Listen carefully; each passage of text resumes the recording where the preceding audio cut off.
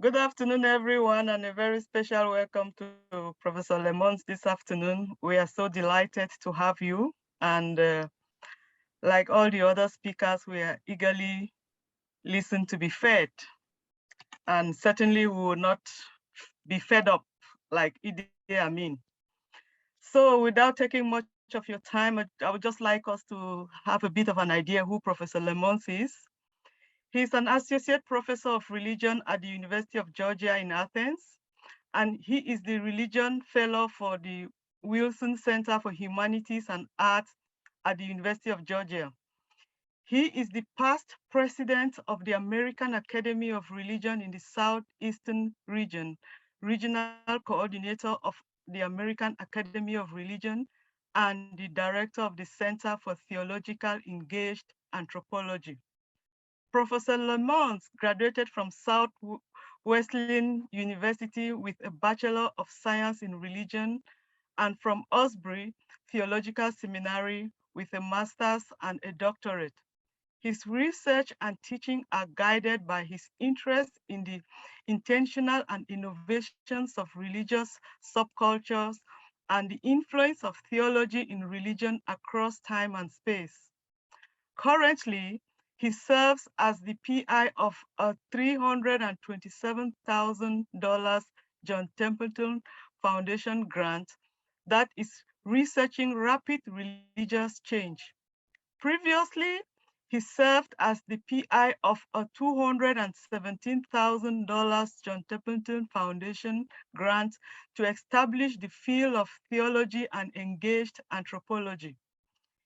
He has authored numerous journal articles and book chapters, including an introduction to theologically engaged anthropology, the slain resurrected God, a reconsideration of anthropologists and the Christian faith, and the us-them dilemma, the need for reflexivity while teaching interreligious encounters, just to name a few.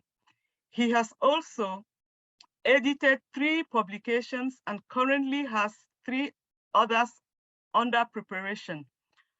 Professor Lemons teaches Introduction to Religious Thought, Anthropology and American Religion, and Theologically Engaged Anthropology.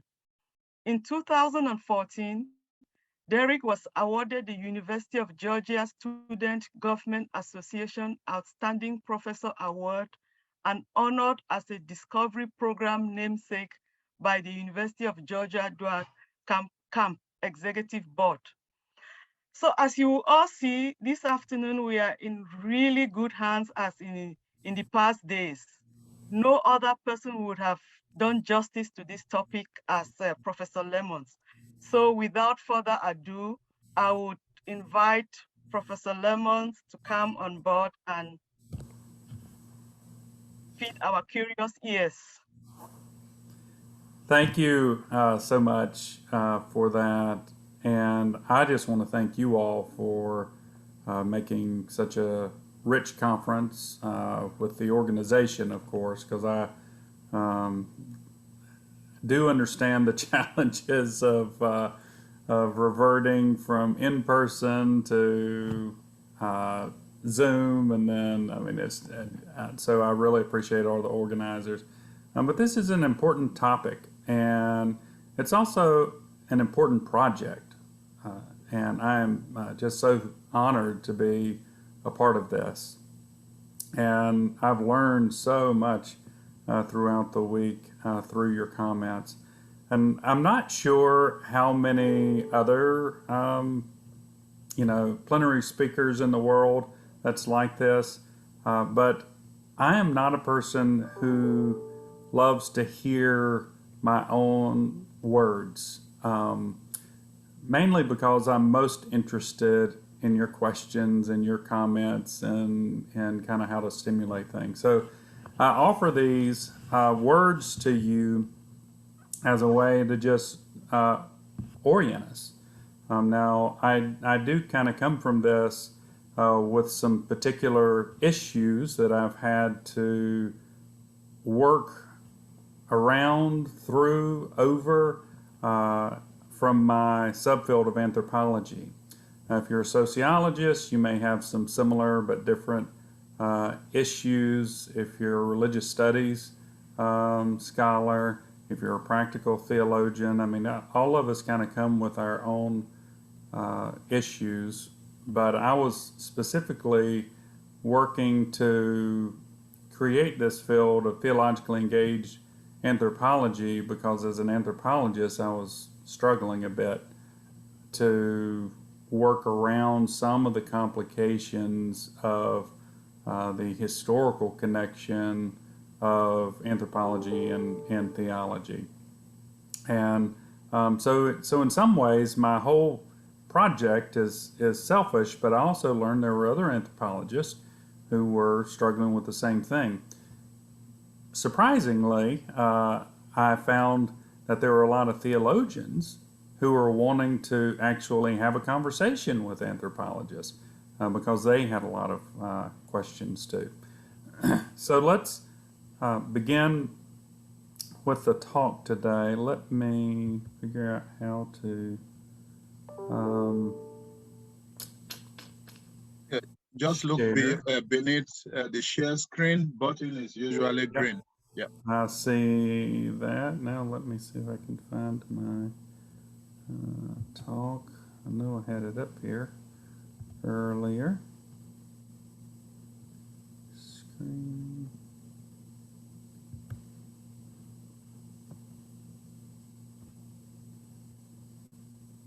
If the file was already opened, it should be one of the boxes. You just hit on it. Okay, let me just try that.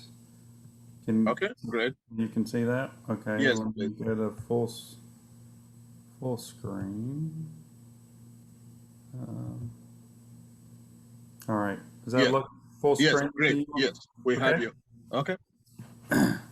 All right, so the title today is Theologically Engaged Anthropology, Stratified and Transformational Research on Religion.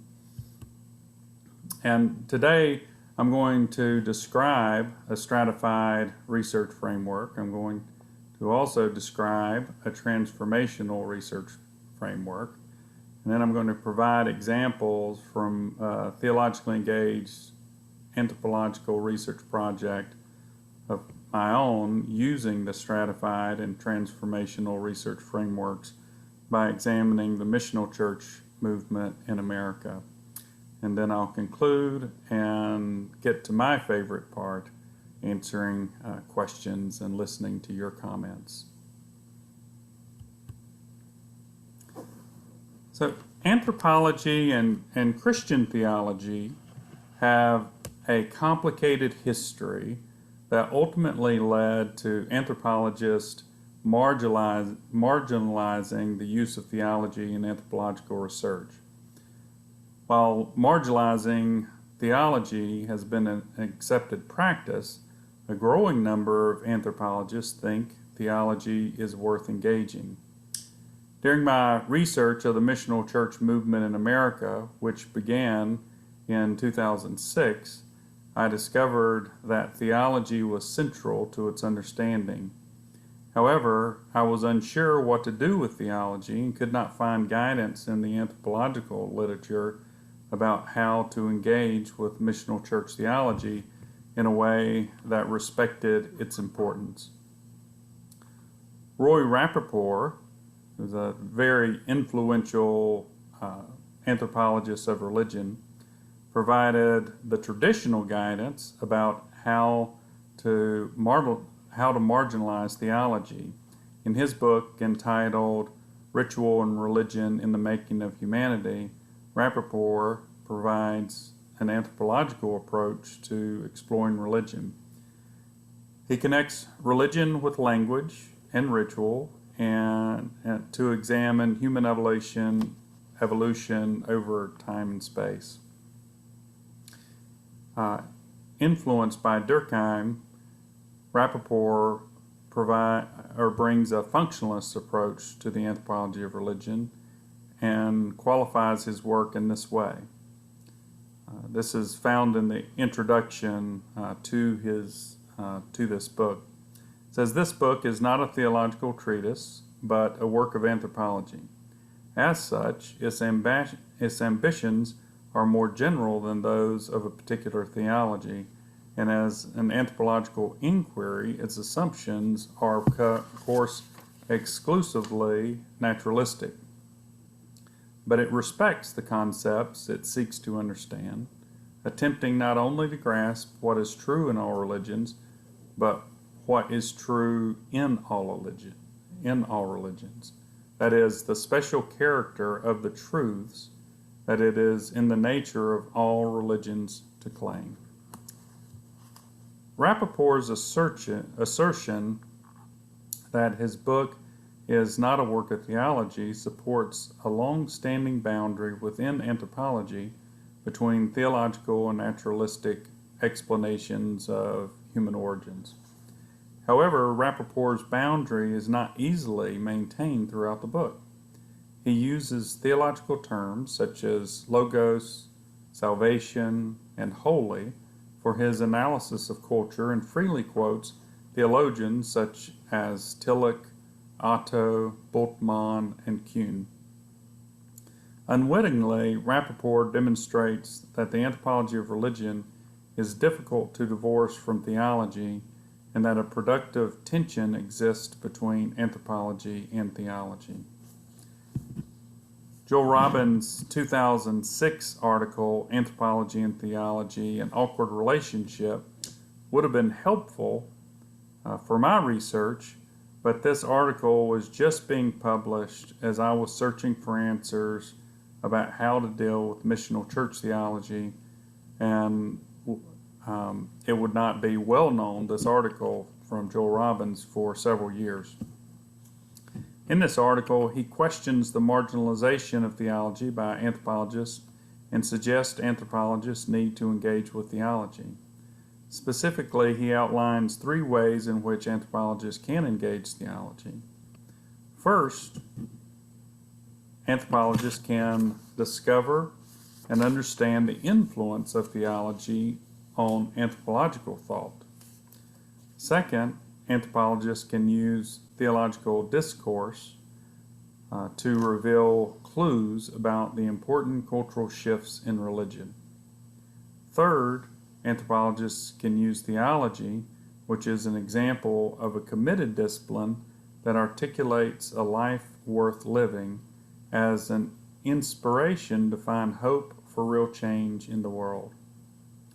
As I sensed intuitively, and Rappaport demonstrated unintentionally, and Robbins suggested explicitly, anthropologists must engage with theology to deepen and expand the scholarship of the anthropology of religion. In December 2014, I began a project that gathered anthropologists and theologians to discover how theology can aid the research of anthropologists of religion, and how anthropology can aid theologians in developing a more nuanced and deeper understanding of faith.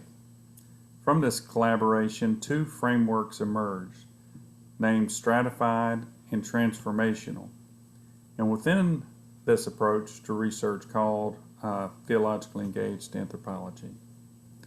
And in this first slide, I'm with my very limited ability to create something artistic, and I'm trying to illustrate the great divide between anthropology and theology. So I hope that comes across while I'm borrowing the Great Wall of China. There are no other things I'm trying to communicate. It was just an available picture of a wall, and so I'll be using that throughout. And in my next slide, I'm trying to demonstrate that theologically engaged anthropology can be a wall, can be a bridge across the wall. Again, very limited abilities in art, and I apologize for that.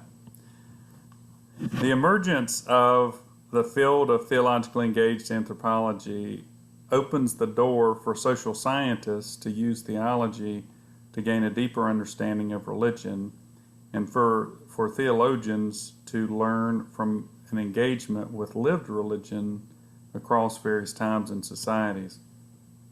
So, this talk today will define the stratified and transformational research frameworks and apply these research frameworks to ethnographic examples from the missional church movement in America.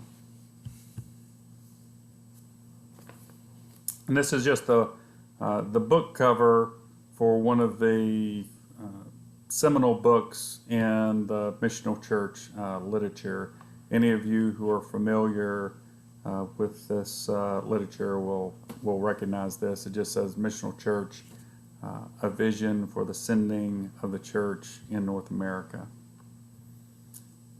So before I define and apply the stratified and transformational research frameworks to the missional church movements, let me provide some ethnographic background.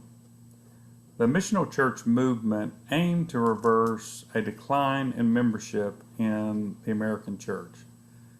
Interlocutors in this movement, including theologians and anthropologists, and the decline of church membership in the United States led them to rethink how ministry is accomplished. They pointed to three major issues that were contributing to decline. First, the church struggles to stay rooted in God's call to mission. Second, churches are too passive in engaging people outside the church. Third, church practices largely are built on an outdated Christendom model of ministry. The missional church interlocutors pursued three goals in order to address these issues.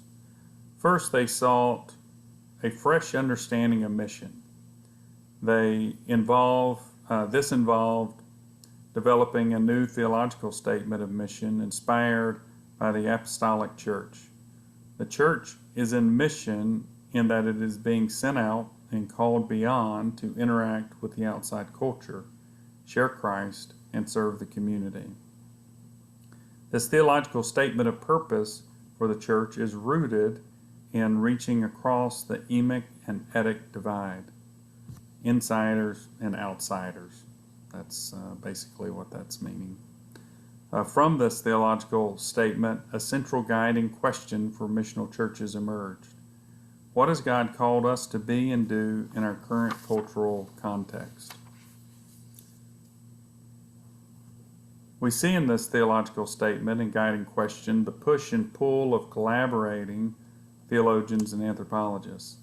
The interlocutors put forth a theological statement, i.e., this is how you are to live, and recognize that statement to be insufficient without cultural context.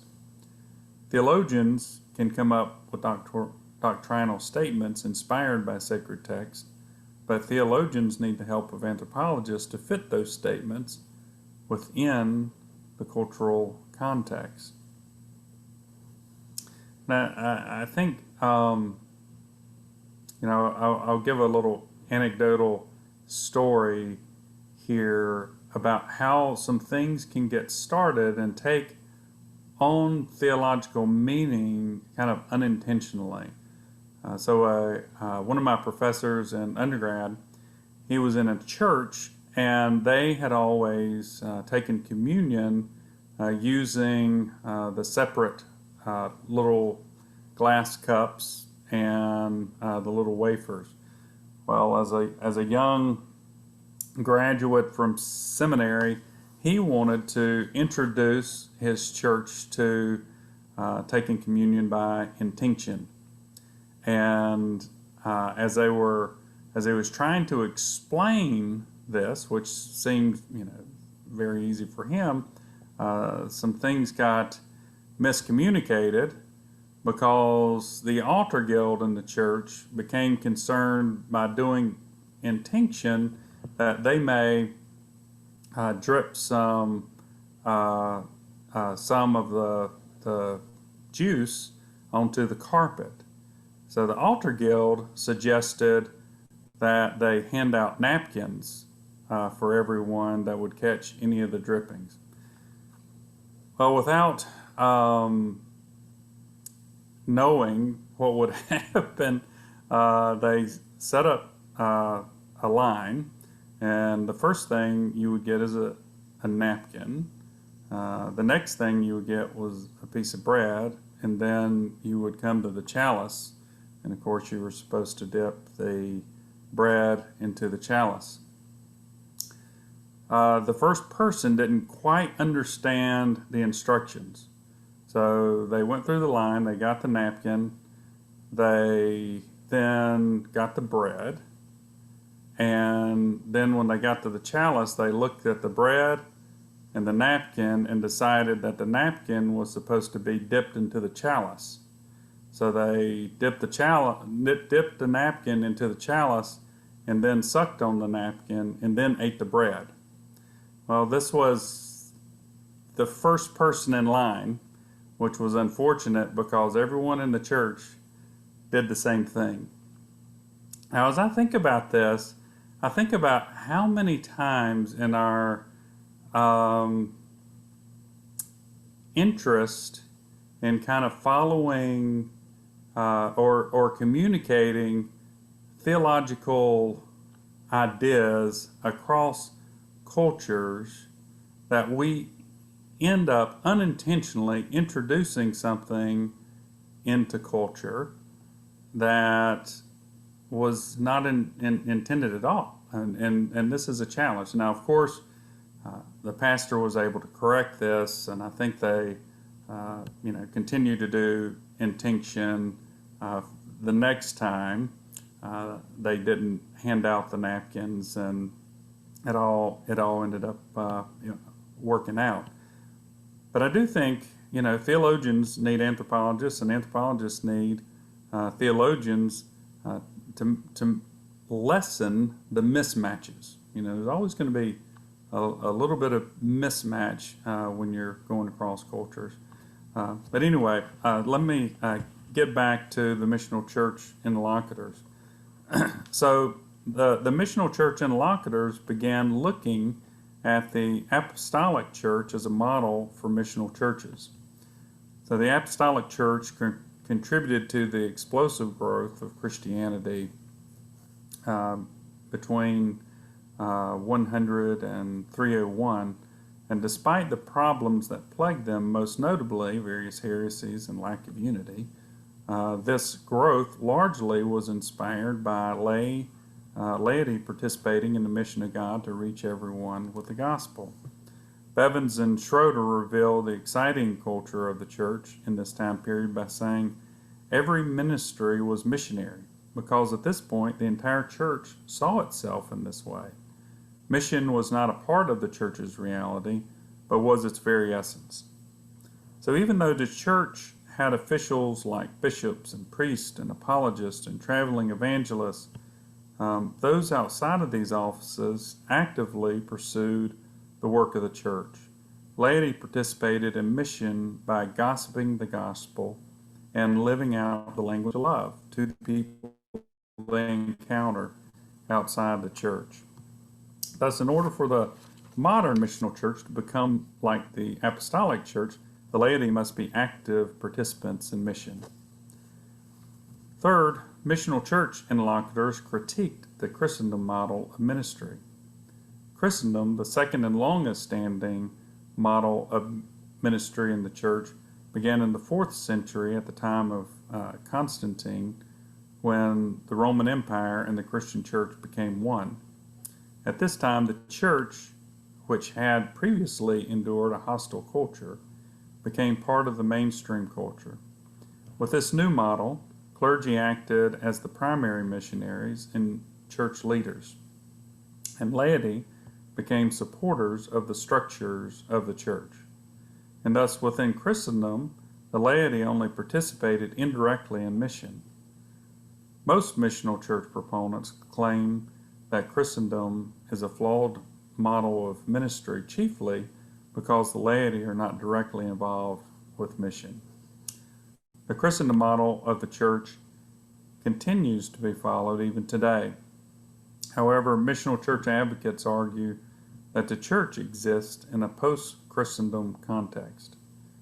Missional advocates point out that the roles and the structures under the Christendom model dictate that clergy and the judiciary leaders do ministry while laity receive it, pay for it, promote it, and perhaps even aspire to it. This, they say, no longer works. Rather, frustration has become the hallmark of Christendom.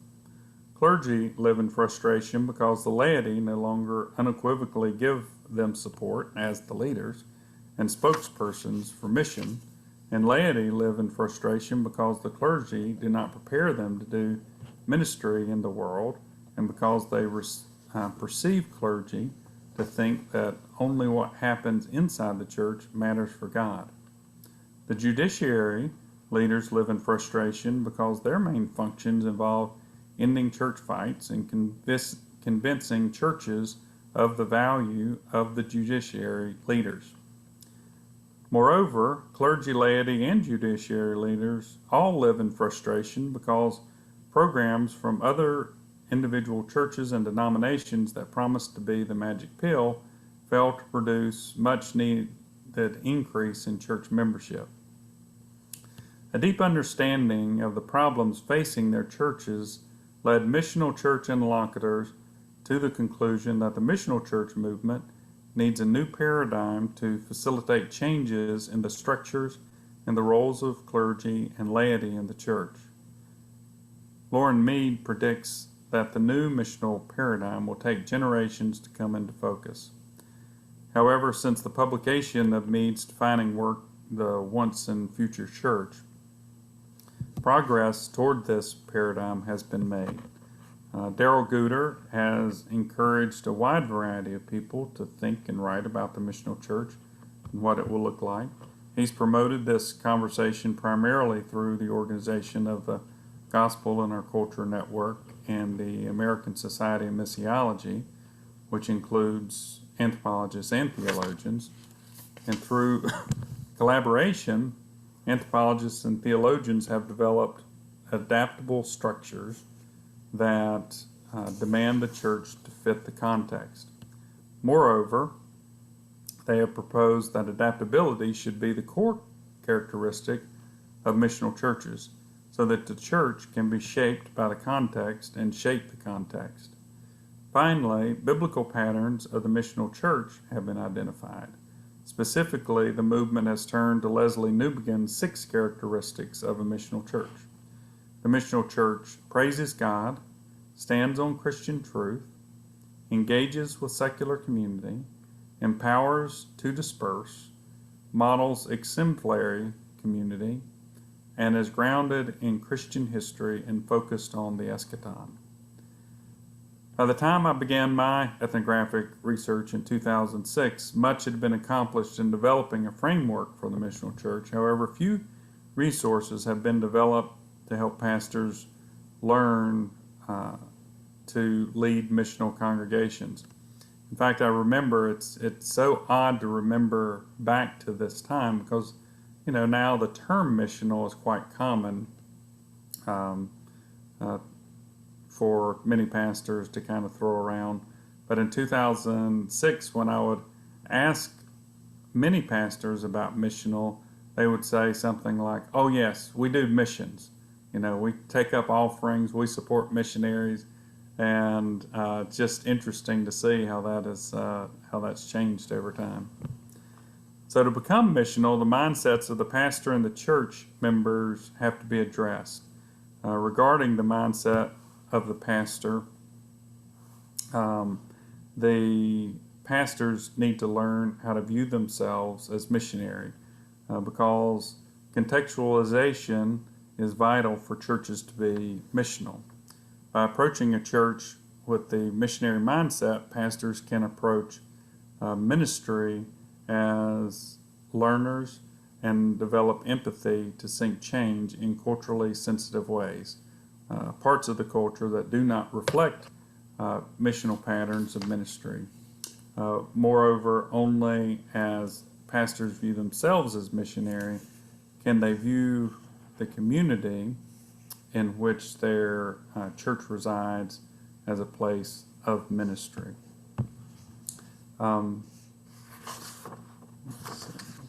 Regarding the mindset of church members, while the concept of missions, doing ministry outside of one's home country, was not new, the concept of community missions, doing ministry within one's home country to people who are considered outsiders to the church, was a novel feature of the missional church.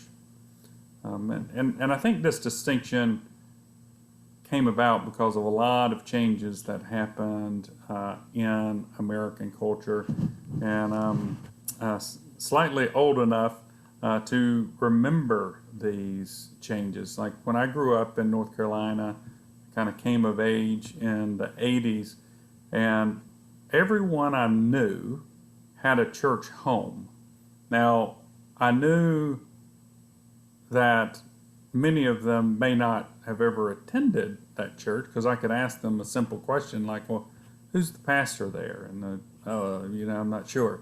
But everyone had a church home. So you can see if people have in their mind that they do have a home, then, it's kind of just, the focus is reconnecting them within that home.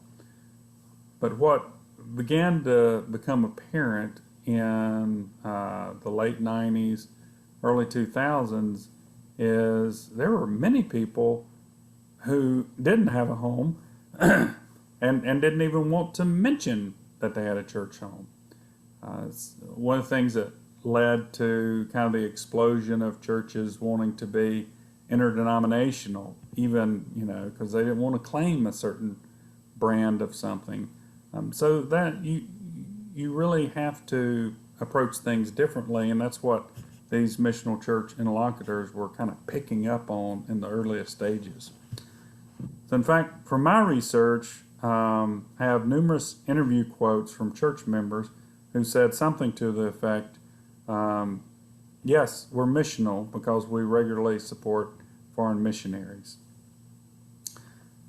An additional factor to consider is the extent to which the missional church movement happens in existing churches versus newly started churches. Due to the shifts in the mindset required by church members, many missional church leaders have contended that existing churches will have difficulty being missional, and that the easiest route will be to start new churches. And I would even expand that to say they really want to start new movements. And many of the folks who kind of picked this up and said, yeah, we want to do this, they wanted to kind of move into a post-denominational era. So there were not even denominations. Things were really focused on the local church level. So you can imagine how shocked I was when denominational leaders began saying, yes, we want to be missional. And I thought, have you read any of the works of the folks who are really kind of popularizing this? Because they're basically saying you don't need to have a job. But anyway, that's neither here nor there, just kind of something I noticed. All right, now we're going to get into the stratified framework that and kind of apply some of these things. So having explained the concerns and the underlying motivations that led to the missional church movement, I'll shift my focus to the stratified framework that helped me gain important insights into the missional church in important ways. So the stratified framework encourages anthropologists and theologians to dialogue around common religious topics and problems with the understanding that a complex reality, such as religion, will have multiple layers or strata, each of which demands to be investigated by a research method appropriate for that stratum. Alistair McGrath thinks that theology and anthropology can engage in a principled and informed and respectful dialogue in which neither discipline is required to surrender its integrity or distinctiveness, while at the same time recognizing its limits and being open to the possibility of being enriched by the disciplines which transcends those boundaries. So if you're thinking about the spectrum of our conference here, the stratified framework would probably fit most closely with our very first plenary addresses, where you were being instructed on how to do ethnography and kind of focusing a little bit on theory and method. That's very applicable here. It, for me, was the safest way to proceed while seeking tenure, because it was safe. It was, I could basically say, okay, I'm thinking about this like an anthropologist. These are my concerns. I don't have the concerns that a theologian has, but I respect, the insights that I can gain from a theologian. And so this is kind of a particular thing. Alistair McGrath is both a scientist and a theologian, and so he was always concerned about the blurring of the line so that he could kind of state one way or the other how he was approaching it, which kind of ironically, if you think about it, he has PhDs in both theology and science, so I'm sure he wasn't himself very stratified. I mean, he was kind of in one person had both fields. So while all my collaborators would agree that theologically engaged anthropology expands the partial perspectives of each discipline, some of my collaborators believe an important caveat should be heeded, and theology should not seek to become anthropology, and anthropology should not seek to become theology in terms of either method or content. Neither anthropology nor theology should be less itself, but rather more itself in a dynamic interchange. So each discipline retains its own autonomy and language, and yet draws knowledge and insight from the other. The advantage of the stratified framework is a thicker ethnographic description emerges and illuminates previously shadowed motivations for Christians to live in a certain way. This stratified type of engagement is very popular with scholars involved in religion and the science debate, and is an excellent example for theologians and anthropologists who begin to explore the fruitfulness of theologically engaged anthropology. And, it's in many ways the least controversial way to move forward. So here's a visual of the stratified framework. As I'm looking at the missional church movement, you can see that there are actually lots of different levels here, and depending on how you approach it, you will see certain things. Certain things will come into focus. So first, let me discuss the theological strata within the missional church movement. Leslie Newbegin published a pamphlet that summarized his understanding of the missional church, and the following quote highlights the heart of Newbegin's message. The church is the mission, which means that it's illegitimate to talk about one without at the same time talking about the other. The home base is everywhere, which means that every Christian community is a missionary situation and mission in partnership. which means the end of every form of guardianship of one church over another. The Newbegin's understanding of these issues grew and culminated from his seminal work into his seminal work, The Gospel in a Pluralistic Society, which was published in 1989. And by appealing to the social scientific theories of Michael Pollyanna's tacit knowledge and Peter Berger's plausibility structure, Newbegin articulates a theology that challenges the ideas that truth can only be discerned through the modern scientific method, and religious pluralism necessarily invalidates Christian claims of truth. As a self-described practical theologian, which I think is a very humble title that Newbegin placed on himself, Newbegin emphasizes the importance of telling the story of Christianity as the valid religious story among a multitude of options. He then highlights 6 characteristics of the missional church that assume the church's missional nature. He wrote that missional churches praise God, stand on Christian truth, engages a secular community, empowers to disperse, models an exemplary community, and is grounded in Christian hope and focused on the eschaton. So today the missional church movement continues to expand its influence in churches that previously flourished within cultures where Christianity was the de facto religion, an attempt to rediscover meaning within the pluralistic and secular societies where Christianity is one option among many religious options.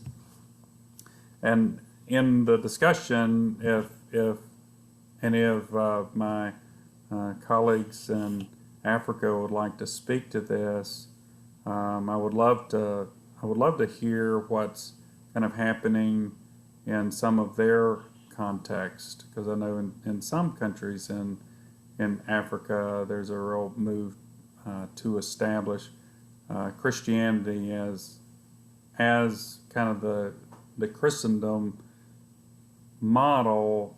So we're in the U.S. we're kind of coming away from that, and then I'd just love to hear that, because I think it's really kind of fascinating to think about that.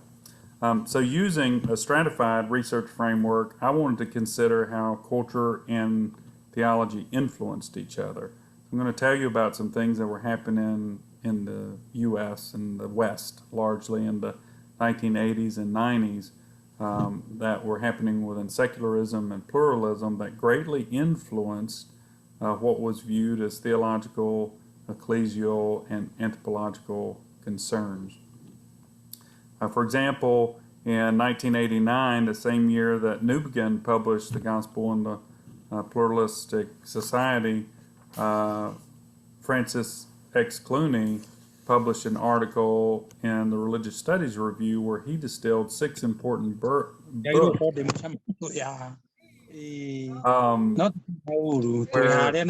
he had 6 important books of salient issues facing Christian theology. And Clooney discovered that pluralism and secularism were a primary concern. So Clooney writes the following. He says, Christians cannot realistically ignore that many religions flourishing in today's world, and indeed there's no reason to want to do so. Respect for these religions and a willingness to learn from them are essential to viable dialogue. Faithfulness to the Christian heritage remains essential, and Christian tradition must therefore be read anew in light of today's situation, so that Christians can responsibly account for the new while remaining faithful to their heritage. And during this same time period, John Milbank's work, Theology and Social Theory, Beyond Secular Reason, served as another example of a Christian theologian articulating a way to overcome the challenges of pluralism and secularism. In short, Milbank offers a theological critique of the secular underpinnings of the social sciences and suggests that social sciences undermine the theological inquiry. And looking at kind of these historical realities now, but placing theology within a context for the theologians who are here, and especially if you're responsible for teaching others, please involve context in your teaching. So I had a religion degree in undergrad. I have a master's of divinity. So I took lots of theology classes, systematic theology. None of my very wonderful theology professors introduced me to why certain questions were being asked at certain times. And context really dictates what is being discussed.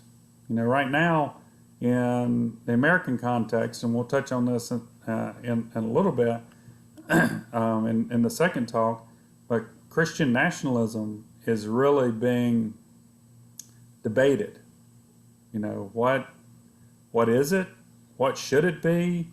So it's kind of so anyway, context matters. And as I was reviewing what was really influencing the missional church movement, it wasn't just that movement that was being influenced. Theology on the whole was, because theologians were saying, hey, these are some new things we're facing here in the West.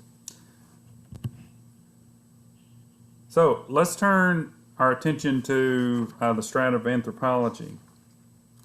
During the same time period of the emergence of the missional church movement, anthropology was struggling to come to terms with globalization and the resulting pluralism.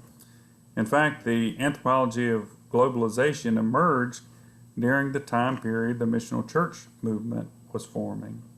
And interestingly, both the missional church theologians and anthropologists were trying to understand how a macro global view of culture informs and conflicts with a micro view of culture. For anthropologists, defining a local context is no longer easy. In the golden era of anthropology, anthropologists would want to do ethnographic research on tribes that had never been in contact with someone in the West. Michael Rinkowitz wrote a fascinating paper about the reality of the impact of globalization. In his paper, he shares about his ethnographic work in a remote village in Papua New Guinea, in which a member of the village brought a piece of paper that was printed from a website on the internet. The paper revealed that an American pastor was proclaiming the end of the world. And Michael asked where he got this paper and was told that the paper had been passed around multiple tribes until it reached his village. Papua New Guinea is noted for its mountains and kind of difficulty of passing information, so this was just kind of fascinating to him. The news of the world ending came via a website to a tribe who had never seen a computer, much less surfed the internet. And yet, this tribe viewed this message as from God announcing the imminent return of Christ. The Anthropology of Globalization highlights that for the most remote of peoples, there are global inputs that form some part of the environment that must be reckoned with. And just as leaders in the missional church movement realized that they needed a new paradigm for ministry because of pluralism, anthropologists realized that they needed a new theory to understand a pluralized world. Influenced by the salient issues of theology and anthropology during the same time period, the emergence and development and growth of the missional church movement took place. Understanding this ethnographic history is vital to understanding the missional church movement. And because I can't bring up my schedule without everyone seeing it, How much time do I have left for the lecture part? For another 10 minutes to finish this section that you just started, and then Okay. after that we move on to Q&A. Yep. Would that be okay? Thank you so much. Thank Okay, you. wonderful. So using the stratified has its advantages and disadvantages. First, the advantage is the approach suggests that anthropology could be considered to engage humans on different levels and reflect the intrinsic complexity of human nature and the incompleteness of any single level of explanation. They affirm the complexity of the accounts of human nature, attentive and respectful of the multiple layers and levels of human beings, whether as individuals or communities.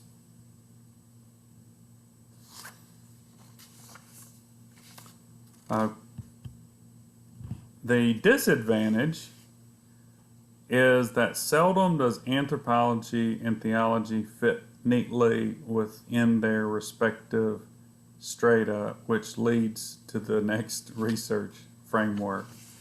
So I find that anthropologists and theologians, well, especially anthropologists and maybe somewhat theologians, really like to protect themselves and say, okay, well, I'm trying to stay in my lane here. This is what I'm trained in. This is what I know. These other concerns just are not my concern at all.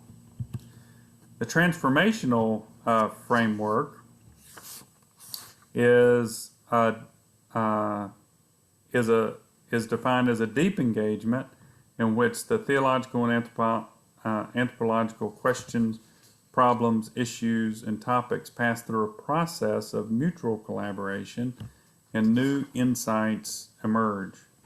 This transformative type of engagement is more radical, but offers real opportunities for productive exchange.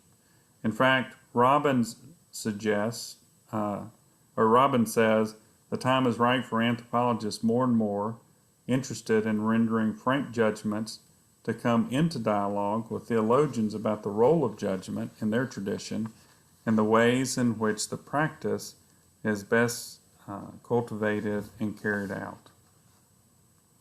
Furthermore, Robin suggests that anthropologists can learn from theology about responsible ways of making any kind of judgments, and theologians can learn from anthropologists about the deep and complexity of the kind of cultural expressions that they often are called upon to judge.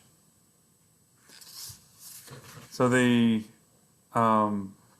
one of my most surprising moments of this whole project was being gathered in a room with anthropologists and theologians at Trinity College in Cambridge, and an anthropologist who also had a lot of understanding of theology pronounced that is the transformative engagement that holds the most interesting possibilities.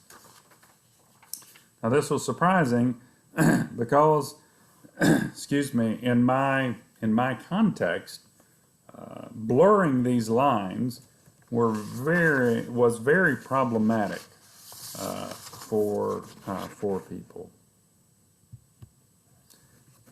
And so, when you look at this transformative collaboration between anthropologists and theologians, they must address a common and mutually beneficial questions, problems, issues, topics, and that's mainly just to bring people together. If neither will be motivated if they don't see benefit to kind of helping to answer questions that they're really struggling with. In the missional church movement, I kind of drew some from contextual theology, which did a lot of this because some of my anthropology, both of my anthropology professors at Asbury were both missiologists as well. So they had kind of invited themselves into this space long before kind of the anthropologists I grew to work with had ever even thought about doing. So within the broader field of missiology, the subfield of contextual theology is dedicated to contextualizing theologian. Stephen Bevins defines contextual theology as an attempt to understand Christian faith in terms of a particular context. And so I noticed contextual theology was moving throughout the missional church movement's literature, and I needed to understand that too. So in a sense, my fieldwork took me into a transformed space, and then I had to kind of take that transformation and interpret it to my anthropological colleagues. So, given evidence of the transformation or transformative collaboration between anthropologists and theologians in the missional church movement, I'll end with three brief observations. So, a transformative, we've already talked about one of them.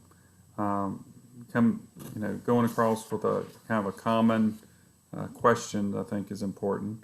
Anthropologists and theologians can show mutual respect and exhibit openness to the insights of the other discipline is another thing that I can do. When I was attending a 2010 American Society of Missiology meeting, I was able to sit down with a lot of the anthropologists and theologians who launched the missional church movement. And it was so interesting to sit down and hear them kind of explain the common issues that they were trying to work through. And then I attended another meeting in 2017 where one of my colleagues, a social anthropologist named Naomi Haynes, presented a plenary address about Missiology's dialogue partners, and that was interesting to see how kind of things had grown in that way. There's also a lot of interest within anthropologists now in the concept of world Christianity, which grew from some theological concerns as well. And my last thing is anthropologists and theologians can so deeply engage that they learn to speak each other's disciplinary language.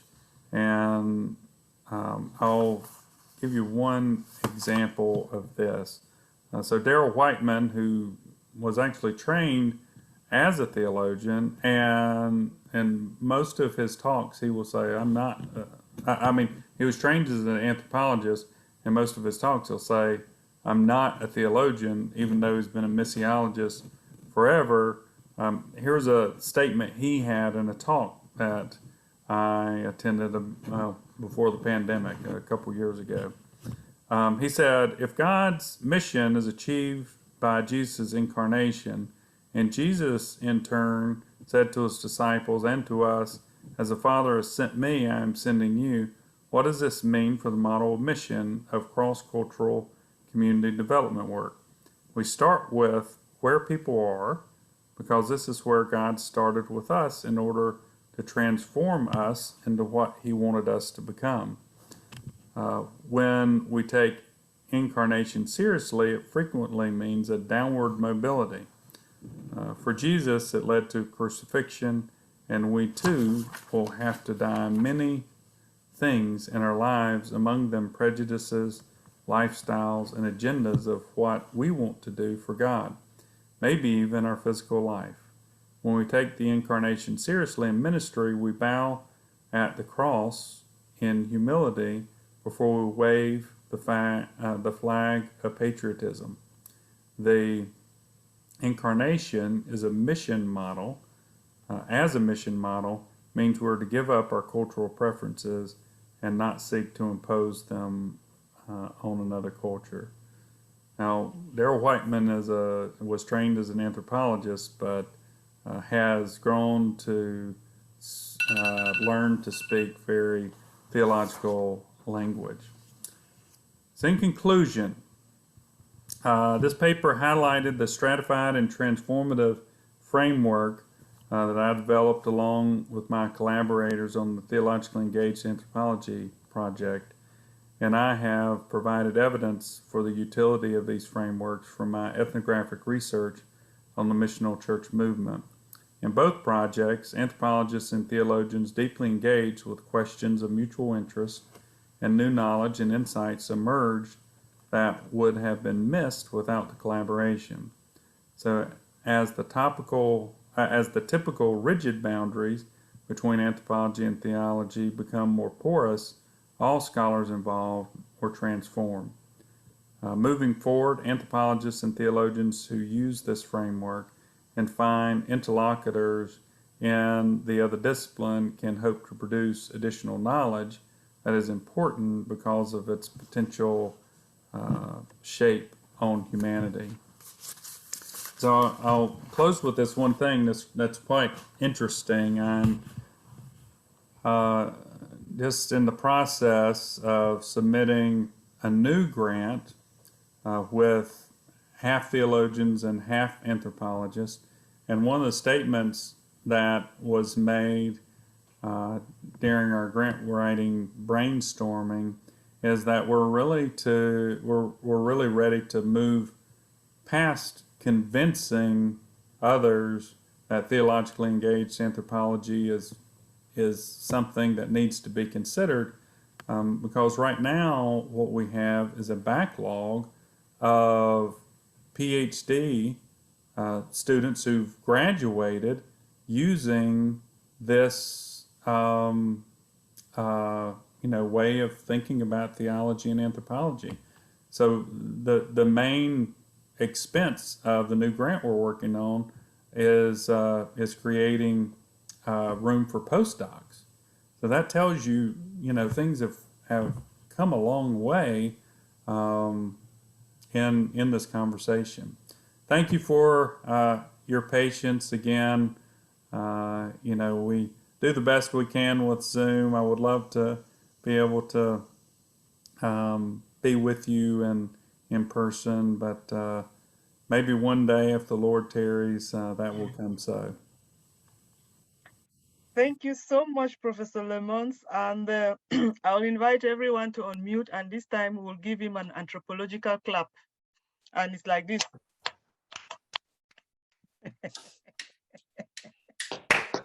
Thank you so much for your intervention. It's really timely.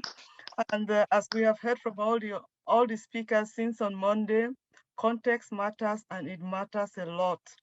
And yesterday we heard about the importance of historical analysis in our research. Today we've heard about anthropological. And what this all tells us is the emphasis of talking across discipline. It's no longer time for us to remain in our own silos to think that we can work alone. We need to cross boundaries. And there is a word he used, which is very much important. Incomplete. We are incomplete without the other. We need each other to complement us and to make us complete. So without further ado, I would like to move straight into questions and answers. And already the chat box is beaming. So drop your questions there. If not, you raise your hand and you'll be called up to ask your questions. Thank you. So I'll just read the questions for you as they come up.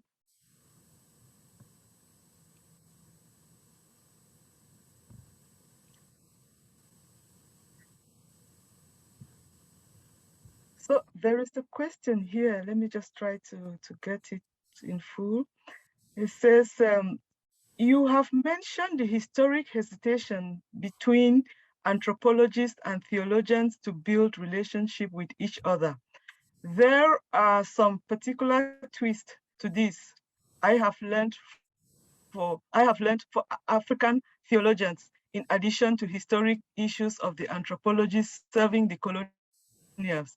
It runs like this. American missiology to have seem to have developed a subfield in missionary anthropology, which is aimed at conveying the gospel cross-culturally, which is aimed to convey the gospel cross-culturally. African theologians have resisted the narrowly instrumental treatment of African culture that has emerged from such practitioners at a time when they want to do culturally attuned theology. And mainstream anthropologists too wonder what happens to anthropological inquiry when its aims and purposes are narrowed to an apologetic or evangelistic purpose. So how does sorry, my it's just running. Okay. How does your dialogue between anthropologists and theologians deal with these concerns? This is such a great question, Joel. I do want to answer this question, but I have been all week trying to figure out what common audience we have been in, and I can't do it. Have you attended any of the American Missiology conferences? Have I? Yes. I attend AAR meetings about African religion, and I attend Yale Edinburgh meetings. I'm a historian, right? Mm-hmm. So about the history of missions and world Christianity. But I have to confess, I've never been to an American Society of Missiology meeting. Okay, it must have been. It must have been AAR that I've seen you. So thanks for clearing that up. Now let me get on to your to your questions here. Yeah, so I think so. One of the things that what I've developed will help from that. Will find help from this is we've kind of are intentionally trying to take a position of the learner instead of the exporter. And so I think you're kind of correct, when Western missionaries are saying, hey, how can we export this particular type of faith?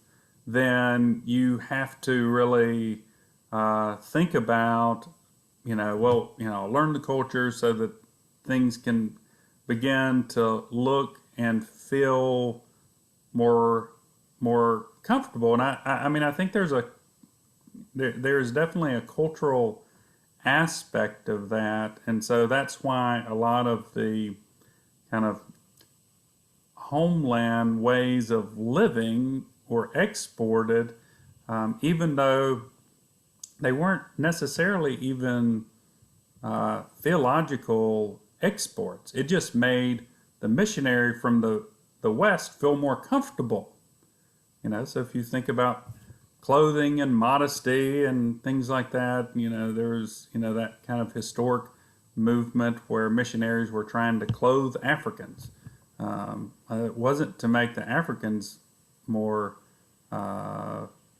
comfortable, it's to make them more comfortable because so in our framework, we've kind of moved past that because our real focus here is trying to learn from the cultural other, and this can be listed as disciplinary. So I've taken classes in theology, but I would be somewhat reluctant to lay that shingle out there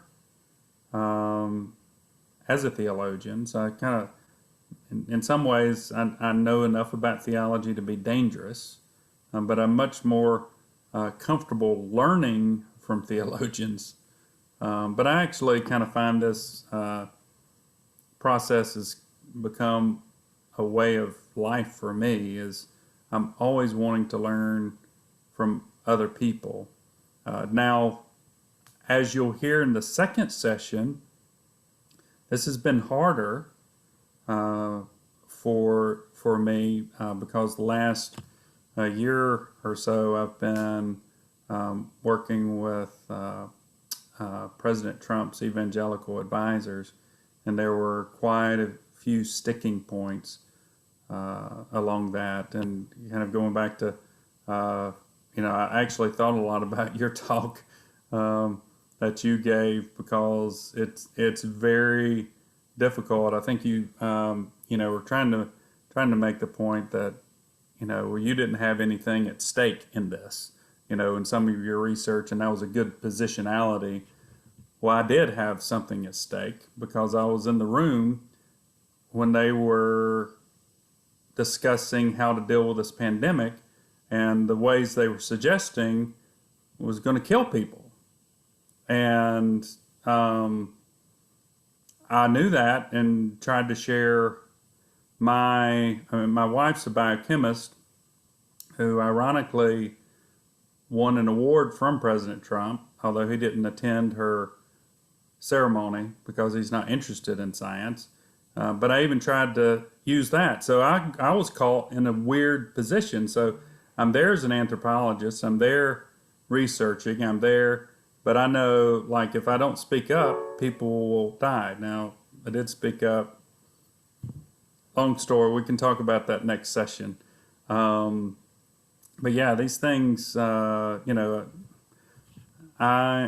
kind of try, and I think because it's important to me, it's kind of been woven within theologically engaged anthropology that we kind of approach things as learners, and then kind of go on. So great question. Yeah.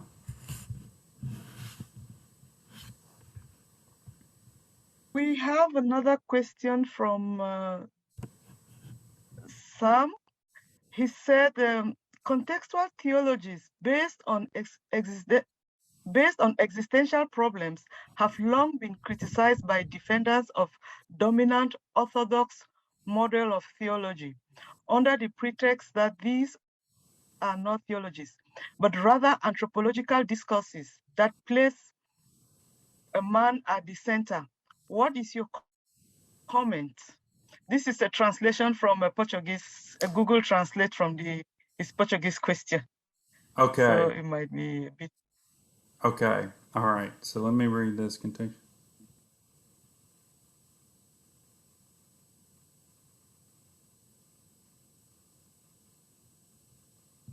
Another way could be to ask Antonio to recast the question properly in Portuguese, and the translation will be done. Antonio, could you unmute and repeat the question exactly as you want it, not by Google, and then our translation would take care of that. And for that purposes, everyone go to interpretation and select English if you prefer to hear that in English. Antonio, are you there?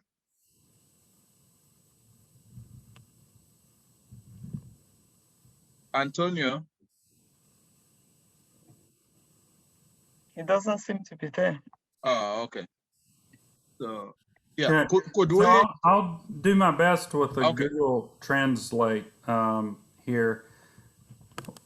So one of my eureka moments, and I mentioned, in the paper, is to realize that these theological questions and concerns were contextually placed. And I know that may seem obvious to the theologians, and I'm sorry for my naivete as I was taking theology classes, but the way my theology classes were taught tended to be very fixed and systematic, and like, this is the way things are, this is kind of the range of thinking on this topic. So I've kind of learned taking that out of the context really is a challenging is challenging because you can then try to re-enter it into your context, and I guess what I've learned is theology develops over time. Even even central things. You can look at the incarnation, which is central to the Christian faith. What that means, practically speaking, will look different in different societies.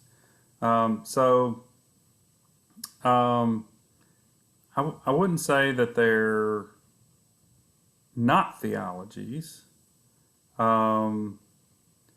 but because what I would say is that humans are always in the theologizing, and even the way we take the Christian I mean even the way we understand the interpretation of the Bible. I mean it's a different understanding than Muslims would have about the dictation of the Quran. Although oddly, I find that there are a lot of Christians who think that the Old and New Testaments were delivered in the same way that Muslims say the Quran was delivered to the Prophet Muhammad. And so, I mean, there are very different things, going on here. So there's personality in the text, there's cultural ideas, and as I've worked with different Christians and kind of looked at their understanding of the text, and I've done a research project with millennials and their interpretation of the Bible, and basically what the way they interpret the Bible is through the lens of this is what it's saying to me. So that answers a particular question of their context, of their interest. But I would say, they really need to think about, well, what was it saying to the original author? And then making, some, and what's it saying to other people? And I think, to me, the beauty of the new focus on world Christianity is what is it saying to other cultures?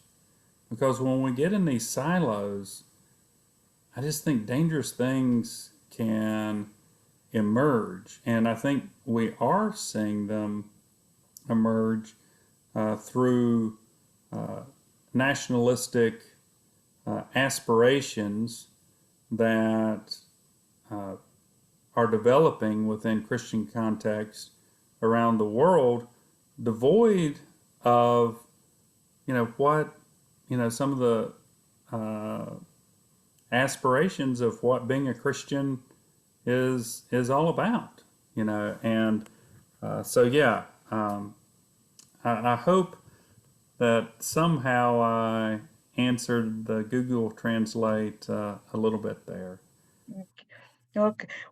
We have 2 questions and we have probably 5 more minutes. So you choose whatever you want to answer from them. Okay. And you answer.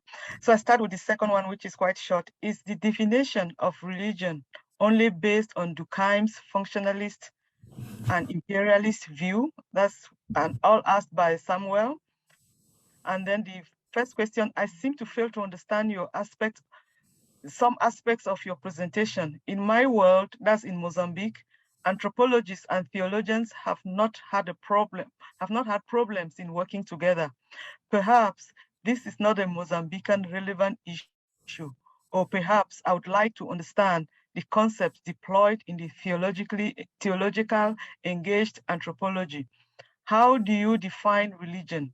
For instance, I truly need a better understanding of the problem. Yeah. Well, I think if there are not challenges in your context, then that's a good thing. But maybe the way that you can take the theologically engaged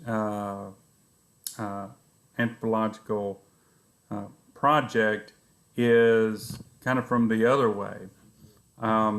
You know, because I think there are some positives in kind of maintaining not boundaries as far as walls, you know, like, well, I can't speak to you because you do this, and, you know, and that type of thing.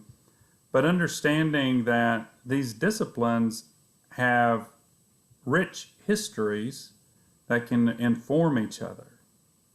And so, yeah, I think that's important. And now that's not the main question I'm battling, you know, here.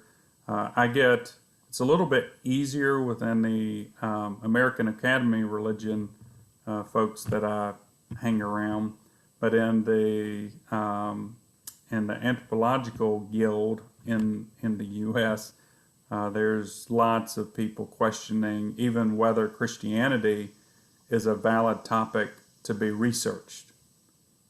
Who knows that? It's all colonialism. We know everything we need to know, some would say, about Christianity through the anthropology of colonialism. And so our goal is to work past that. And of course, there are origins that I don't have time to go into, but I think the reason some anthropologists react this way is because in the beginning of anthropology, there was a close connection with theology and anthropology that ended in a messy divorce. And so because of this messy divorce is the reason that it's so, divided and everything. And in fact, many anthropologists were opposed to the development of the field, the anthropology of Christianity altogether, but yet it's become the fastest growing field over the last decade or so in anthropology.